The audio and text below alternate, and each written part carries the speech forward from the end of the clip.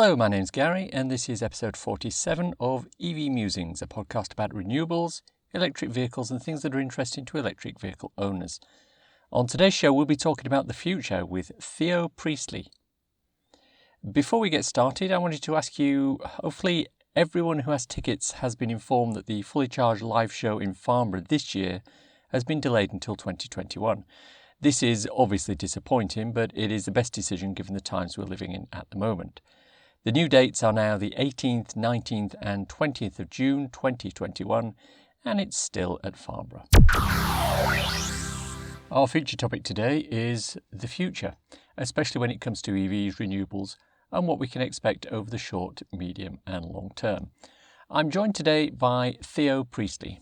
Theo is a futurist, author and associate fellow of the Tony Blair Institute for Global Change on Technology and Public Policy. His work has been featured in numerous publications, including Forbes, Wired, The Times Raconteur, VentureBeat, and he's been interviewed for BBC Radio and UK National Television News on emerging and future technology trends. He also organised a TEDx session in Edinburgh a few years ago and is the host of the We Didn't Start the Fire podcast, which is billed as a series at the intersection of technology, business and society. Of course, I wanted to know what a futurist actually is. There are many different takes on what a futurist is. For myself, I like to research emerging trends and technologies, whether it's in business or society, how these impact society, and then take a more pragmatic view. So a lot of futurists like Ray Kurzweil, some of the more pop culture ones, Peter Diamandis, for example, they wax lyrical on a lot of the things like the singularity, connecting man and machine together, augmented and virtual reality. So we're all going to be walking around with headsets on, experiencing various layers of alternate reality on top of real life. And then I kind of sort of look at the more pragmatic side of things and think, right, well, what is the person in the street really going to want from this? For me, I try to project forward what the person on the street, what society really wants from the future, whether it's better government services, whether it's better connected services, whether it's better connected healthcare. I think it's really important to, when we sit down and think about the future, is what are the real world use cases? What's the real world benefit that everybody can expect from this, not from the niche people who either work in the industry or have the money to burn. So for me as a futurist, I look to the future. I look to see what's plausible, what's possible, what can be achieved in the future. And then I put a pragmatic hat on and then start making a cull and saying, well, nobody wants that. And that's not achievable with the technology that we have today. And it might not be achievable in the technology that we have in 10 years' time. So nobody really cares. So if we're looking at someone who likes to see where things are in the future, let's talk about big oil. Obviously, they say they're going carbon neutral. Can you see them moving beyond the whole, maybe we'll try and keep our carbon footprint as small as possible while still being a fossil fuel company? So having worked for an IoT company that its main revenue stream was in the energy industry and especially in oil and gas, you get close to a lot of the news articles and press announcements that the normal populace don't see because there's no interest in it. And it struck me as interesting because the amount of existing fields that are being expanded and the amount of new fields that are still being explored and implemented, in a sense, is staggering. And it shows you that the level of investment from the oil company is still heavily slanted towards fossil fuels.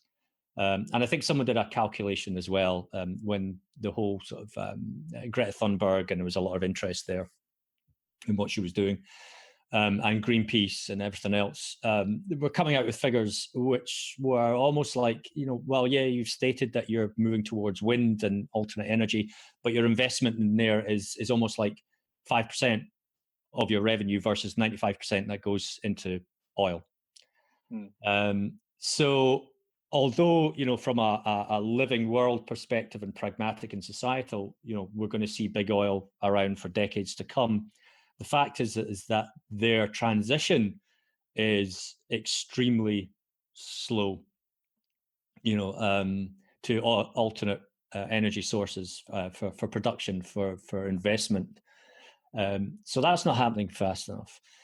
The other thing it's always struck me as odd is that the whole climate change initiative and carbon footprint thing has become nothing more than a footnote on your balance sheet. So we are trading carbon taxes and things like that as just an item number on a balance sheet that has a value attached to it. You cannot take any statement from a company that drills for oil at face value when they say, "Oh, we intend to be carbon neutral or carbon negative by, 2035 or something like that." It's just impossible for a company that generates that amount of revenue from old fossil fuels to just buy their way out of the carbon situation and be carbon neutral that way. It's like airlines basically saying, "Oh, we're all carbon neutral," but you look up in the sky and you can see contrails, and you just think, "No, that's not how it works." You don't pay 5 million and just say we're carbon neutral when there's shit happening in the atmosphere. So but people seem to have that idea that if I pay enough money, I've offset my emission, to the planet, and it doesn't work that way. So no, we shouldn't take it at face value. We should absolutely question everything that is being said. We as society and as independent people and intelligent people should actually want to know a bit more detail as well. So it's almost, the onus is almost on us to call it out, and call it out with facts, not just with rage. So we can, the information is all publicly available. So if we look at their balance sheets and say, well, you paid this much in carbon tax, but you generated this much in revenue, and your investment in wind is negligible, for example, or research into alternate energy sources is negligible, then how can your statements hold any value for me? So therefore, I will do something about it on my side, which is maybe not use your products anymore. But big oil knows that we have to come to them. I mean, plastics industry relies on derivatives from fossil fuels, etc. So, we are kind of stuck with oil for a long time and fossil fuels. That's interesting. So obviously, if big oil is to continue not really being carbon neutral or green, this will have unintended consequences for things like charging. We already have Shell and BP in the charging scene, but as long as fossil fuels are their prime motivator, the investments will never be as big as it needs to be. If we're to try and get the country to no fossil fuel vehicles by 2035, what needs to happen there, Theo? Sure. I mean, 15 years' time it's a short window. I mean, let's put it that way. Plus, as we know, every 4 years we recycle governments, and so someone can have an equally wonderful idea that could completely put a kibosh on these plans anyway. The first thing we have to think about is infrastructure. So do we have the grid infrastructure to support everyone moving to EVs? Even if everyone did all at once, or over the 15 years, we managed to get everyone in the country to move to an EV. So we have to start thinking about grid infrastructure, and then also the infrastructure, like I said before, to support everyone moving. And not everyone has a house, so they can't put a charging infrastructure outside of the house, or whether or not there's enough space in the streets for these kind of things. And we have to start thinking about the cars that are on the road. So, I mean, I drive a 15-year-old car, and it's petrol, and it's purely from a financial point of view. And I look again from a pragmatic point of view to say, how can we put people who are in a much less fortunate position than I'm in to EV, whether they drive or not? There's a lot of 10-year-old and older cars on the road. So I know we're talking about brand new cars, but we have to start thinking about the amount of cars that are on the road that the old infrastructure is going to continue to support for a long time. And I think this is the thing that people forget about. So no new diesel cars or no new petrol cars in 2035. Fine, that's great. Unfortunately, you have decades of entrenched values towards people's buying habits in the second-hand market to what they can afford, which means that the oil industry is going to continue to support older vehicles for a very long time. And I think in people's head, the way things are, the way the communication and the way that the messages are coming across, it's almost like after 2035, the world place, there's not going to be any petrol vehicles or diesel vehicles, and the ozone layer is going to repair itself, and climate change is no longer a factor. The oil industry is probably laughing right now because they know fine that they're safe. They're safe for decades to come. And I know they're on a downturn just now, but it's an interesting situation that we're living in, where I think, and it's not a slight on people's understanding, but there is a general ignorance of the amount of factors that are at play here. Let's assume then that we're transitioning off fossil fuels. There has to be something to replace it. What do you think the technologies are going to be? I see wind, predominantly wind and solar, as the renewable technologies leading the field, certainly in the future. You can see the patterns by obviously what companies like Tesla have produced with the solar tiles, but also just with the investments, even though they're meager at the moment, the investments from the big oil companies moving into offshore wind to generate electricity for land. And what's it called now? It's the one where the OTEC, that's it. So Ocean Technologies, not so much tidal, but certainly OTEC, where they use a differential in ocean current temperatures to generate electricity from a floating barge and then pump that to land. I think that might be quite crucial for small island communities, especially if wind power is actually going to be a expensive proposition, shall we say. A lot of the island communities, especially in the Caribbean, still rely on diesel generators, and those are the types of communities that we need to start offering alternate fuel and alternate renewable energy sources to, I think, because they're the ones that are going to be left behind, and everybody should be sharing, certainly, in the successes of these of the technology that we're bringing forward. If we're in the situation where we have more and more renewables, by definition, there's going to be fewer and fewer roles for people in the non-renewable industries, such as coal miners, oil drillers, etc. What do you see as the unintended consequences of that? Every industry that undergoes transition is going to have casualties, unfortunately. I mean, if you look at the banking industry, for example, the whole bank closures of branches because nobody goes into a branch anymore because it's very sort of generationally focused, or if it's business led.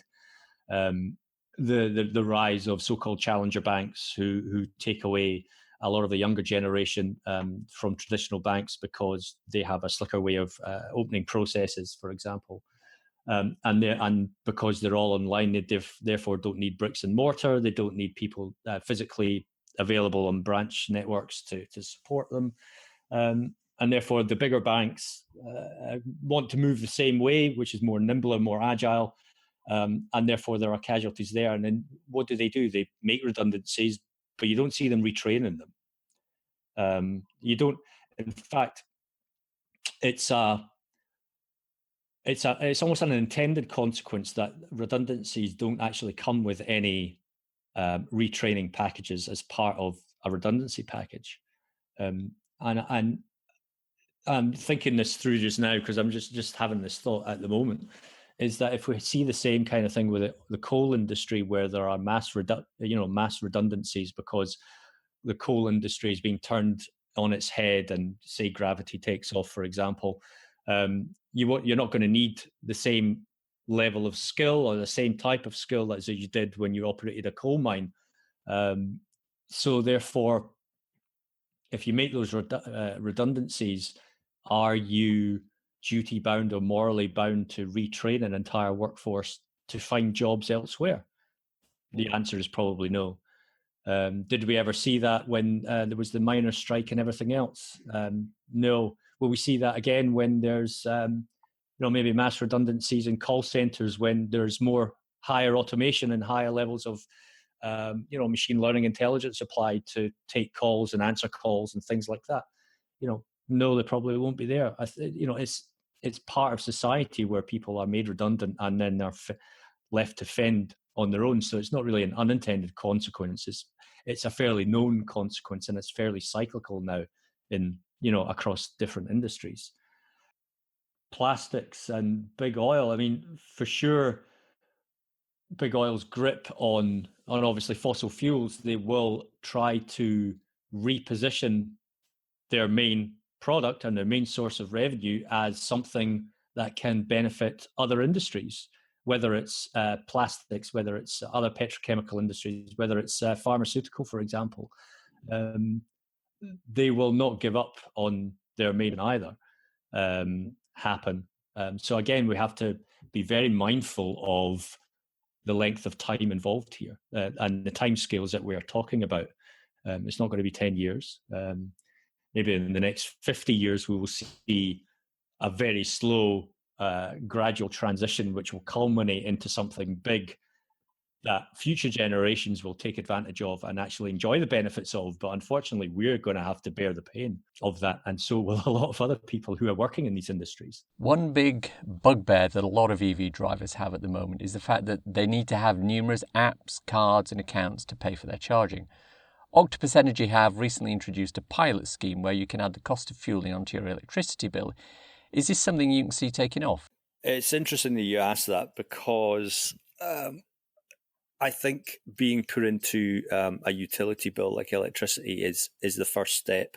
I think going forward, it may just become just another tax, a bit like your council tax, where it is just actually automatically deducted or added to your local authority bill as basically the majority of that population moves towards it.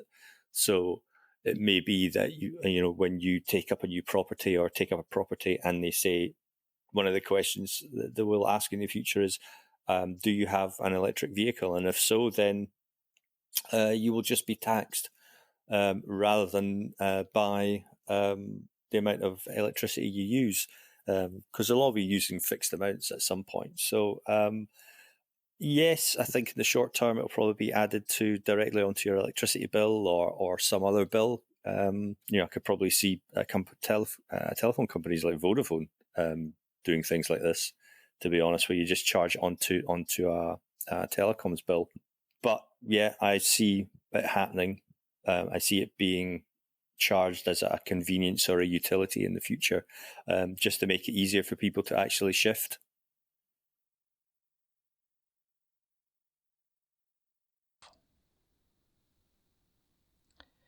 Now, Theo, looking through your Twitter stream, I see you're something of a critic of Elon Musk. Why is that? Do you just not like the guy? If you look at his statements on social media and some of the things that he does, I don't agree with. I mean, you have to understand that he commands a huge audience.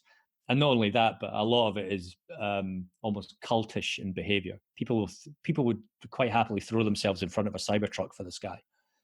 And when he comes out with statements about, COVID, for example, and just open up America, or I'm moving my operations elsewhere, or and people take it at face value that because he's an intelligent man and because he's a billionaire, he knows what he's talking about. And frankly, I don't think he possesses a level of common sense where he just steps back before he hits send on a keyboard and thinks about what he's saying and the impact that he's going to say.